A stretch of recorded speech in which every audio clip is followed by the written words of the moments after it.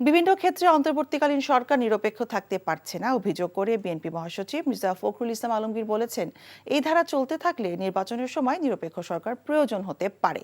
আজ জাতীয় প্রেস ক্লাবে ৬৯-এর গণঅভ্যুত্থানের মহানায়ক শহীদ আসাদের ৫৬তম শাহাদাত বার্ষিকী উপলক্ষে আয়োজিত এক আলোচনা সভায় এমন মন্তব্য করেন তিনি।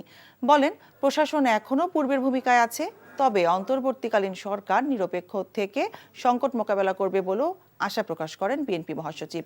ফখরুল বলেন, দেশের বর্তমান অবস্থা বিবেচনায় দ্রুত নির্বাচন না দিলে অনেক অশুভ ও ফ্যাসিবাদী শক্তি মাথা চারা দিয়ে উঠতে পারে। বিএনপি প্রথম থেকে অন্তর্বর্তী সরকারকে সমর্থন এবং সহযোগিতা করে আসছে বলে উল্লেখ করেন দলটির মহাসচিব।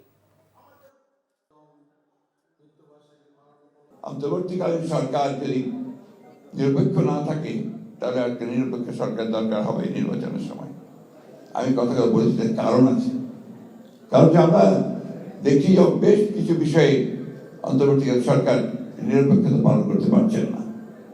আমি তাই অনুরোধ করব, আমি প্রত্যাশা করব যে আমরা আশা করি যে অন্তর্বর্তীকালীন সরকার তারা সেই নিরপেক্ষতা পালন করবেন এবং দেশে যে সংকট আছে সেই সংকট থেকে দেশকে মুক্ত করবার জন্য তারা কাজ করবেন।